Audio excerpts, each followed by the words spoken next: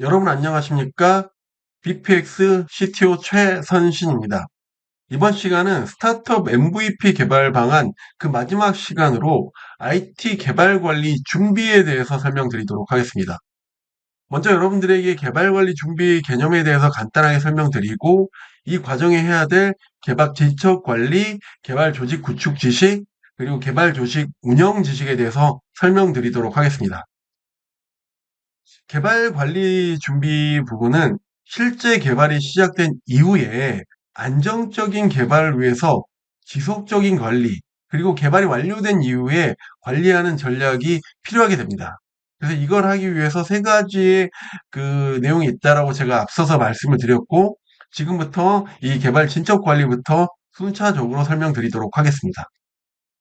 개발 진척 관리 부분은 개발 계약 진행 이후에 실제 개발 업체가 약속된 대로 개발을 잘 하고 있는지를 관리할 필요가 있다라는 컨셉입니다.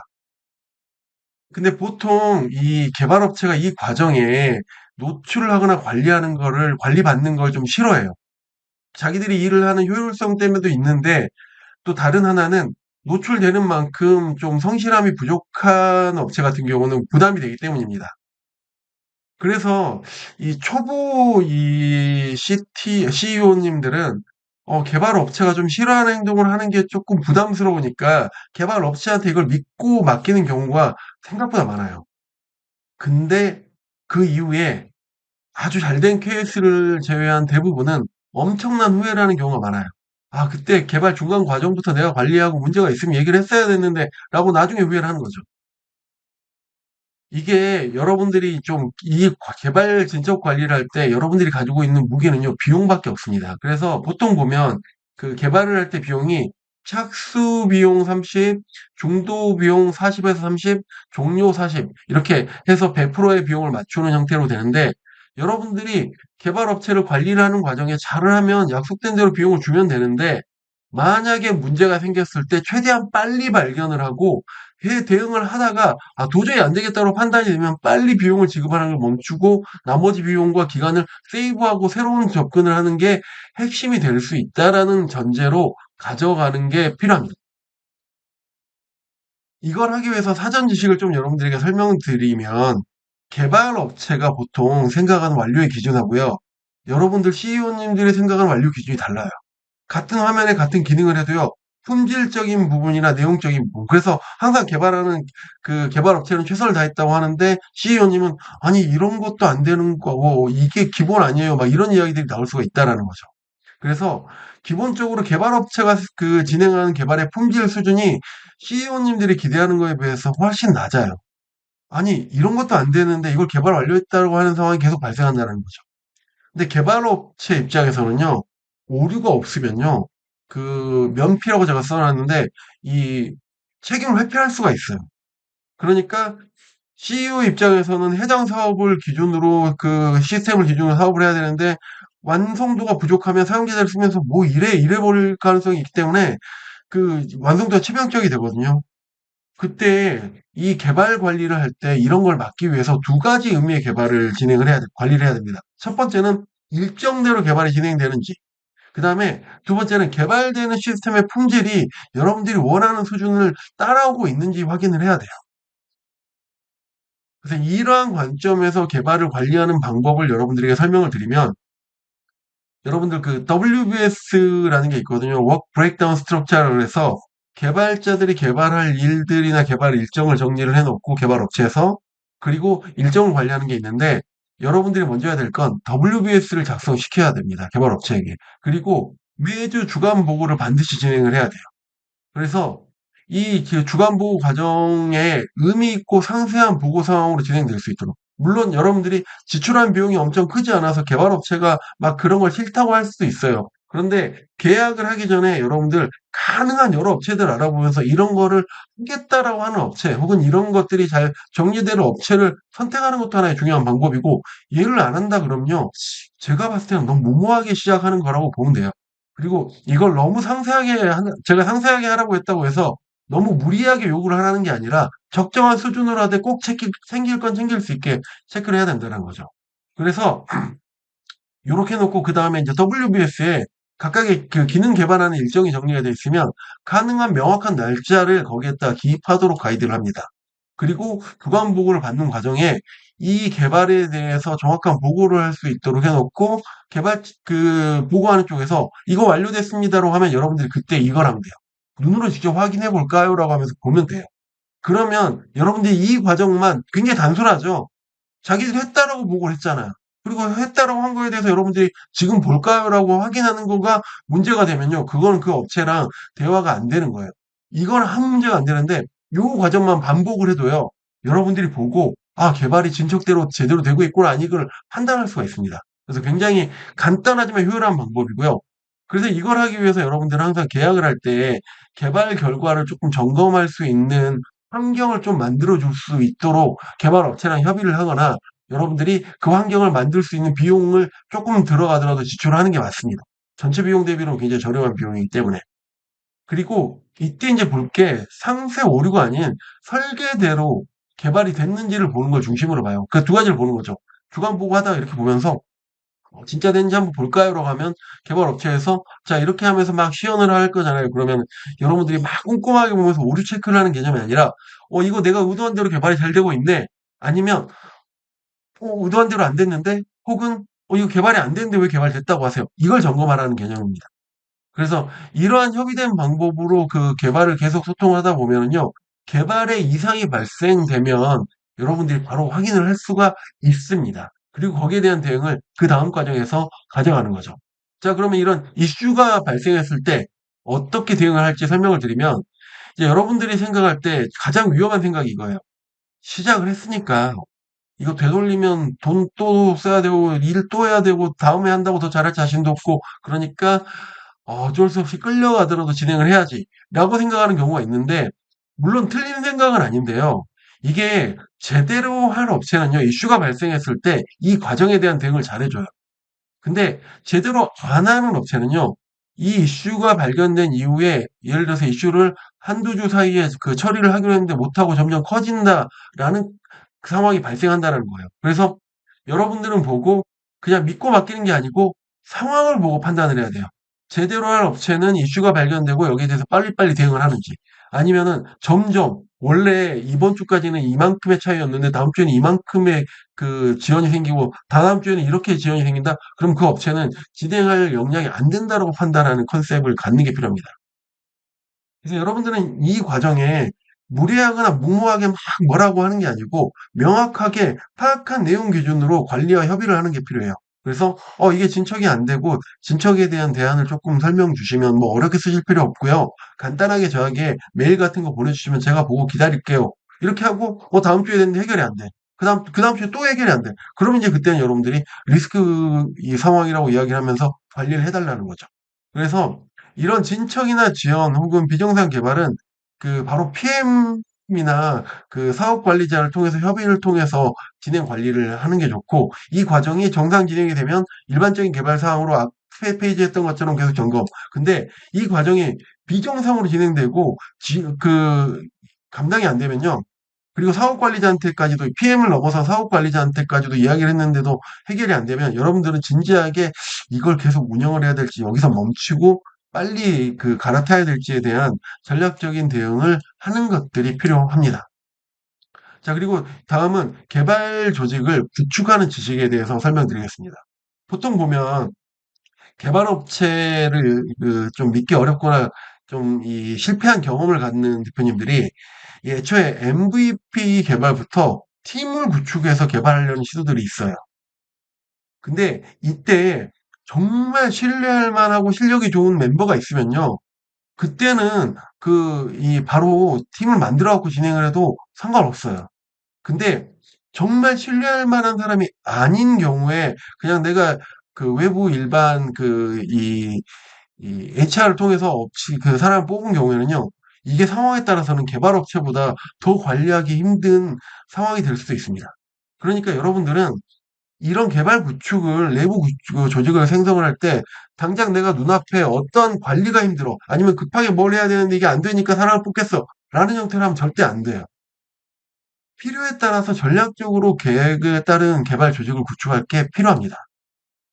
그래서 제가 이 부분을 여러분들이 잘 모를 것 같아서 제가 아는 일반적, 제가 여러분 한 분 한 분의 상황을 다 알 수는 없으니까, 하지만 기본이 되는 가이드를 좀 드리면, 일단 CEO 본인이 개발 PM이나 그에 준하는 개발 관리 역량을 보유하지 않는 경우에는요, MVP는 가능한 개발 업체를 통해서 개발을 할 것을 추천드려요. 어려워도 그게 더 효과적입니다. 그리고 초기 MVP 구축을 할 때 다양한 종류와 많은 개발자들이 투입이 필요하기 때문에 이때 이 MVP 개발을 하기 위해서 내부 인력을 뽑으면요. 나중에 운영 단계에 넘어갔을 때 그만큼 인건비에 대한 부담이 많이 생겨요. 그러니까 내가 조급하니까 인건비만큼의 개발을 더 시켜야지라고 이렇게 재촉을 하면 또 개발하는 사람들은 거기에 대한 반감을 가지고 문제가 생기는 이 프로세스대로 흘러가거든요. 그래서 초기 MVP 개발할 때는 전체 개발을 외부 업체한테 맡기거나 필요하다 그러면 개발 리더급 한 명, 이 백엔드 개발이라고 하는데 뒤에서 데이터베이스랑 업무 처리 로직을 만드는 개발자, 서버 개발자를 뽑아서 이 개발자가 전체적인 개발 관리 역할을 맡게 하고 그다음에 그중에 핵심 기능을 일부러 개발하게 하는 것도 효과적입니다. 그러니까 결국은 여러분들한테 가장 먼저 드리는 거는 진짜 그래도 내 사람이 필요할 것 같다고 생각이 되면 여러 사람을 뽑는 게 아니고 보통 제 개인적인 생각에는 한 6, 7년 차 정도 되는 백엔드 개발을 잘하는 리더를 한 명을 뽑고 근데 이 리더는 전제 조건이 이 리더가 내 말을 안 들으면요 더 힘들어져요. 그러니까 말을 듣는다 안 듣는다 개념이 낙의적인 개념이 아니라 나랑 소통을 하면서 나랑 한 몸처럼 움직일 수 있는 신뢰할 만한 사람이 있는 경우에는 뽑고 그렇지 않는 경우에는 무리해서 뽑지 말라는 겁니다. 그리고 이제 MVP 구축 이후 단계는 이 개발 운영을 할 때는 반드시 개발 리더 한 명을 뽑아야 돼요. 그러니까 제일 중요한 게 제가 전체 구조 중에 가장 중요한 건 초기에 처음으로 뽑는 개발 리더 한 명이 정말 중요합니다. 그래서 이 개발 리더 한 명이랑 디자인 같은 경우 외주 주거나 이런 걸 하면서 운영을 하고요. 서비스가 이제 본격적으로 활성화되고 MVP를 고도화하는 과정이 들어가면 그래서 이제 사업의 이득이 보이고 어느 정도 개발 조직을 확장해도 된다는 개념이 생길 때 개발 조직을 세우는데 그때 절대 한꺼번에 많은 인력을 뽑으면 안 돼요. 물론 시리즈 투자를 받고 여유가 생기고 거기에 따른 실적을 빨리 내야 될 때 경우는 조금 다른 예외이지만 네. 그래서 이 내부 인력을 뽑을 때는 제가 선택하는 기준은요. 가능한 최소 인력으로 개발 대응이 가능하도록 뽑는 걸 추천드려요. 그래서 자 방금 말씀드린 것처럼 백엔드 서버 개발자, 그러니까 업무의 로직을 개발해 주는 사람이 가장 효능감이 높습니다. 그 외의 개발은요, 사실 외주 업체를 쓰거나 운영을 하는 단계에서도요, 프리랜서를 써서 단기 개발하는 게 훨씬 더, 왜냐, 장기의 비용이 많이 나가는 것 같지만 운영 비용이 없기 때문에 이게 훨씬 더 저렴해요. 이런 형태로 하고 이때 이제 한 명의 개발 리더를 뽑아놓은 상태니까 실제 외주 업체나 프리랜서 개발에 대한 진행은요, 개발 리더가 대응을 하게 해주면 효율적으로 일을 할 수가 있습니다. 그래서 제가 이거를 소규모 창업 기준으로 실제 개발 조직을 만드는 청사진을 약간 그림으로 조금 가시화시켜 봤거든요. 그래서 위에 있는 게 단계고 밑에 있는 게 조직 구성인데 실제 개발 단계는 크게 4개 정도로 나눠집니다. 준비 단계에 MVP 개발을 하고요. 그다음에 얼리 프로덕트 전환 단계라고 해서 프로덕트가 이제 시스템이 어느 정도 서비스에 안착될 수 있도록 하는 단계가 있고 PMF 단계라고 해서 이제 서비스가 점점점 확정하고 확장되는 단계, 그다음에 스케일업이 되는 단계, 요런 단계가 있어요. 그래서 처음 개발하고 안정화되고 서비스에 이제 새로운 것들을 계속 시도를 하면서 방향을 만들어가고 최종적으로 서비스가 확장되는 단계라고 보시면 돼요. 이때 개발을 준비하거나 개발을 진행하거나 하는 과정에 조직을 뽑으려면 개발 리더급 한 명.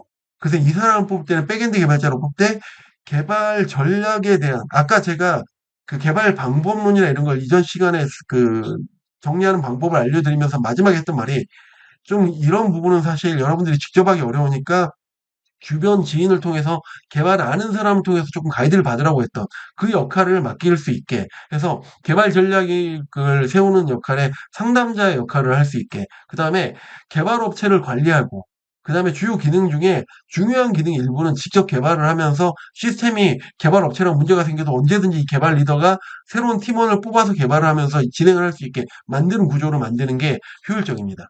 그래서 이때 MVP 개발은 외주업체 중심으로 하되 개발 리더는 프로젝트 관리와 운영 준비의 역할을 시키고요. 그다음에 이제 그 얼리 프로덕트 전환 단계로 넘어가면 개발 리더는 시스템의 안정화와 그다음에 일부 기획 업무, 기획이라는 게 전문성이 없어도요. 그냥 우리 그 조직이 좋은 가운데는 그 이 소통을 통해서 이렇게 만들면 돼요라는 유연한 통화를 그 소통을 통해서 진행을 하면 좋습니다. 그런 거랑 그다음에 앞으로 운영을 어떻게 해야 될지에 대한 계획을 좀 만들게 하고 거기에 상황에 따라서 이제 조금 서비스가 안정화되면 그 개발 리더 밑에 개발 팀원을 붙여주는 게 좋아요. 이때는 개발 리더의 의견을 들으면 됩니다. 개발 리더가 봤을 때 지금 서버는 제가 다 알아서 할 수 있을 것 같고 앱 개발자가 필요할 것 같은데 그러면 앱 개발자를 뽑고 앱 개발을 외주 주고 서버 개발이 많으니까 서버 개발을 할 수 있는 사람 뽑아주세요라고 하면 그렇게 하면 되는 거예요. 그 대신 최소화시켜야 됩니다.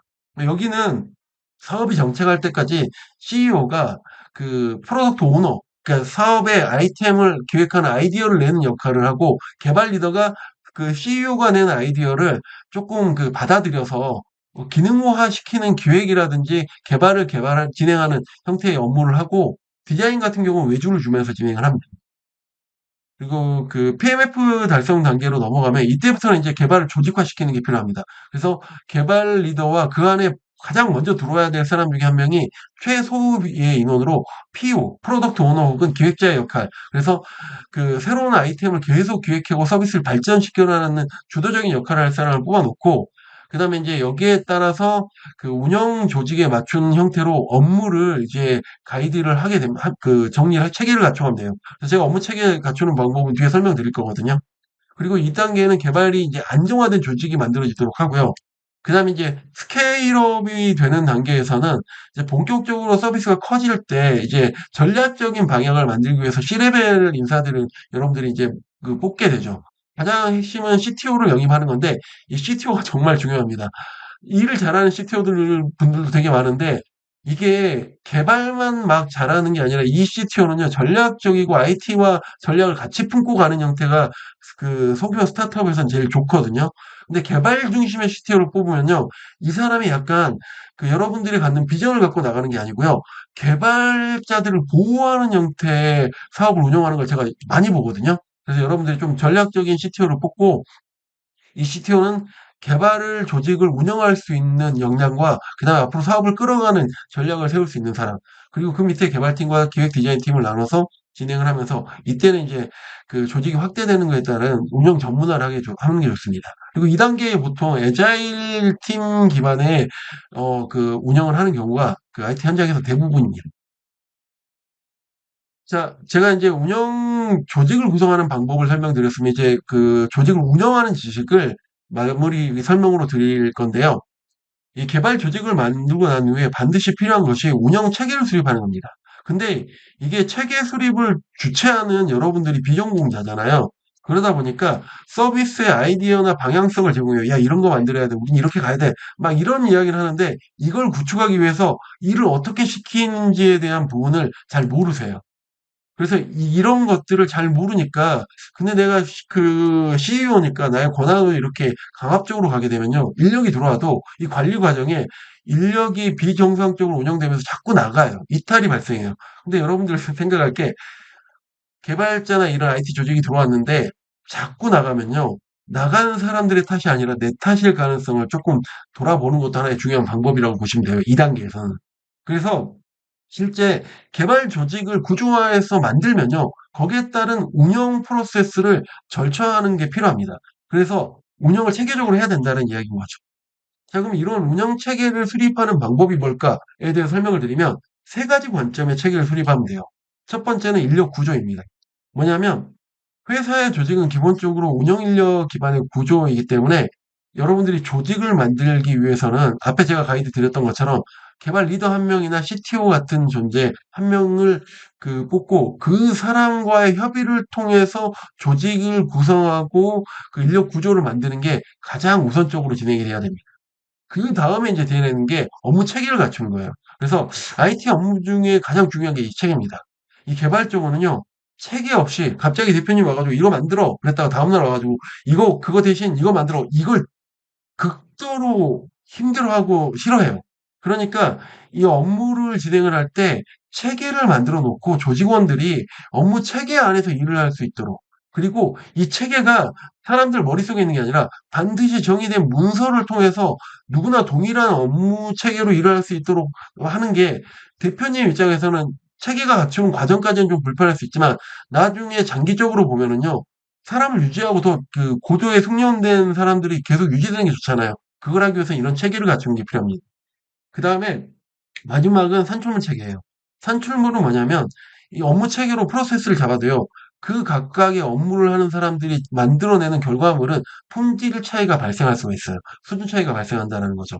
그럴 때 이러한 것들을 일관적으로 관리하려면 이 사람들이 이 일을 해서 나오는 결과물이 특정 문서 양식의 표준에 맞춰서 만들어질 수 있도록 체계하는 것들이 필요합니다. 그래서 요거 세 개의 단계가 필요하고 각각에 대해서 설명을 드리면 제가 이제 인력 구조는 아까 그 조직에 따라서 이렇게 이 상의를 하면 되니까 업무 체계 수립 방법에 대해서 먼저 설명을 드릴 텐데 다섯 가지 정도를 정리를 하시는 게 필요합니다. 첫 번째는 요구사항 및 백로그 관리 체계. 이게 무슨 말이냐면 그 대표가 이제 개발하고 싶은 내용들이 있을 거잖아요. 그러면 이 대표이사가 개발할 거에 대한 아이디어를 내고 그거를 전달을 했을 때 얘를 받아가지고 이거를 관리하는 체계입니다. 그래서 이게 나중에 발전이 되면은 프로덕트 오너라는 사람이 에자일 랜에서는 백로그 관리라는 과정을 통해서 관리를 하는데 여러분이 거기까지는 알 필요 없고 요 체계 하나하나를 여러분들이 다 잡는 거를 할 수는 없어요. 그러니까 제가 말한 운영 리더, 개발 리더랑 함께 제 강의나 이런 내용들 자료를 보면서 이 체계를 잡아야 되는데 어떻게 할까라고 하면서 일관성을 맞추는 게 중요합니다. 그래서 이 발전하는 거에 대해서 그 프로덕트 오너가 만드는 체계, 그래서 요구사항을 어떤 식으로 받을지에 대한 수렴 체계를 만들고요. 그 다음에 이게 이제 그 MVP 초기 단계에서는요, 개발이 이 안정화되지 않는 것도 있고, 빨리빨리 뭔가를 적용시키고 싶으니까 잦은 수정과 배포를 해요. 시스템을 업데이트를 한다는 거죠. 근데 이거를 체계 없이 하면은요, 정말 일이 엉망으로 돌아갑니다. 어느 날 봤더니 시스템 업데이트 해놓고요, 직원이 퇴근을 해버려요. 근데 퇴근한 직원이 그 문제가 생겼어요. 오류가 났어. 그러면 이 사람이 연락이 안 되면 방법이 없는 거예요. 그러니까 우리가 운영을 안정화하기 위한 여러 가지 시스템을 언제 배포하고 이 배포된 과정에서 어떻게 관리를 하고 이런 체계를 잡는 것들이 필요합니다.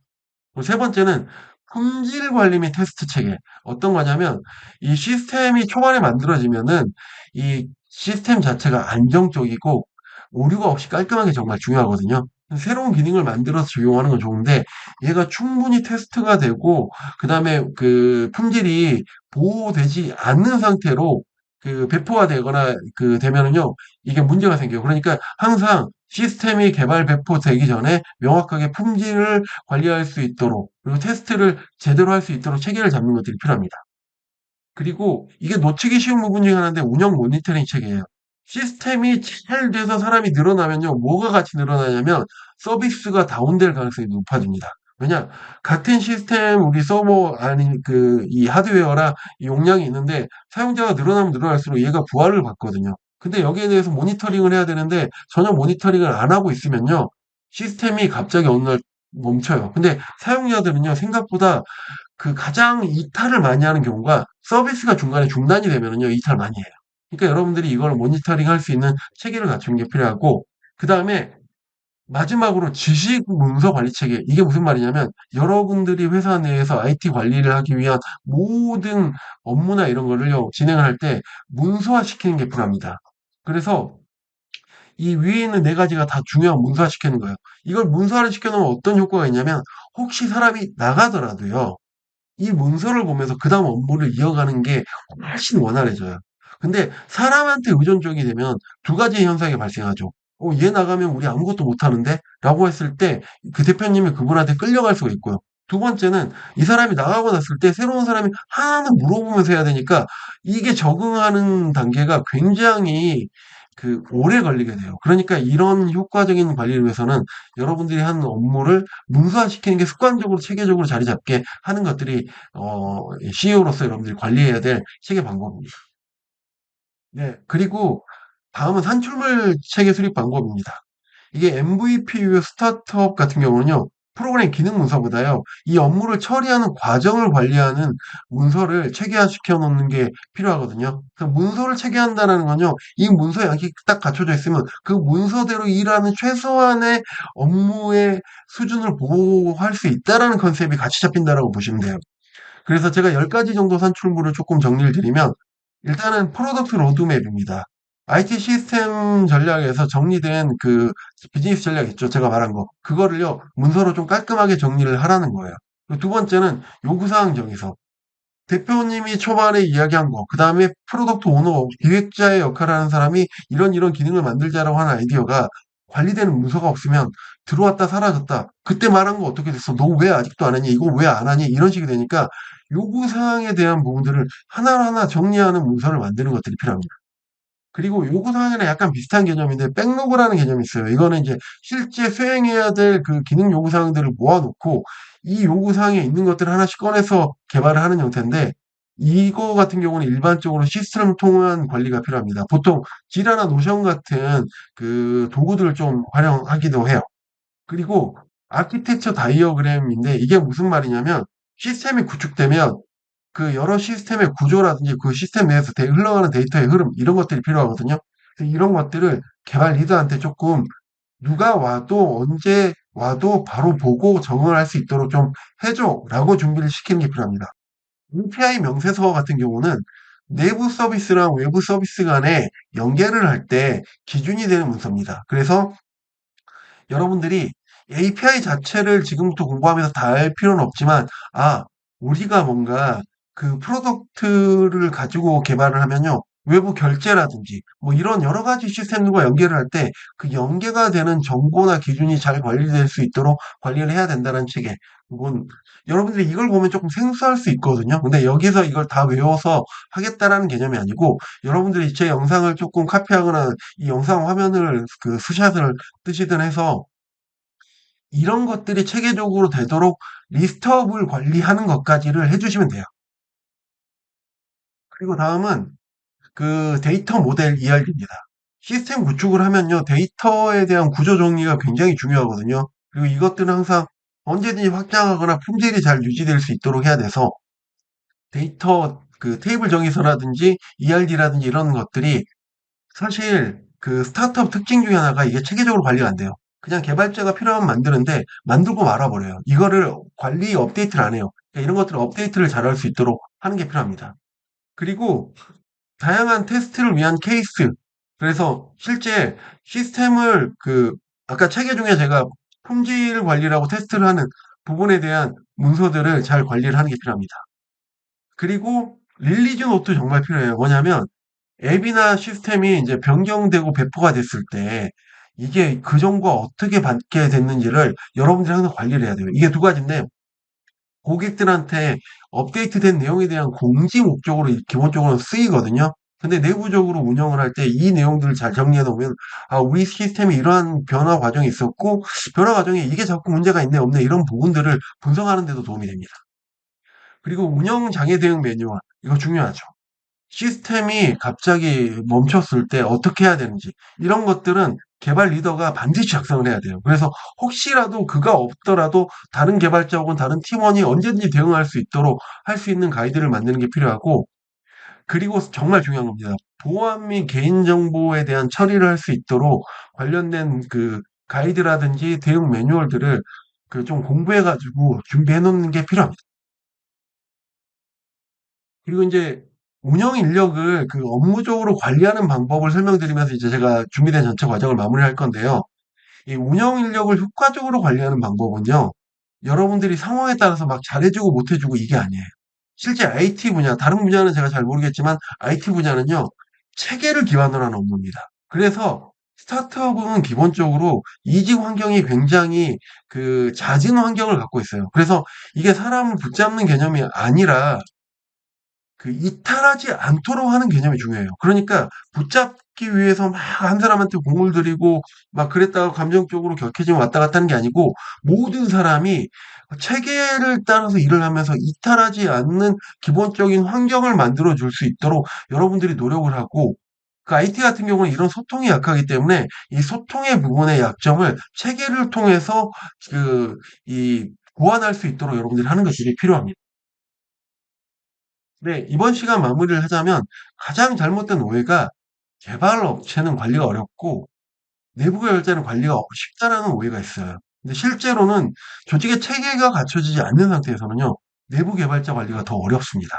그러니까 여러분들은 항상 이런 그 내부 조직을 구성할 때 전략적인 조직 구성뿐만 아니라 관리적인 부분에서도 체계까지를 같이 고민을 하고 진행을 하셔야 된다라는 부분을 설명드리고, 제 이제 전체 시리즈가 다 마무리돼서 여러분들에게 설명드리는 건 사실 제가 요 시리즈 안에 모든 걸 다 설명드리기는 어렵지만 여러분들이 그래도 이런 것들은 해야 된다라는 체크리스트와 그 체크리스트를 가지고 진행을 할 때 누군가와 소통을 할 때 필요한 지식 정도를 쌓는 게 제가 그 이 강의의 목적이라고 생각을 하고 만들었거든요. 그래서 여러분들이 업무를 진행하시는데 조금이라도 도움이 됐으면 좋겠습니다. 감사합니다.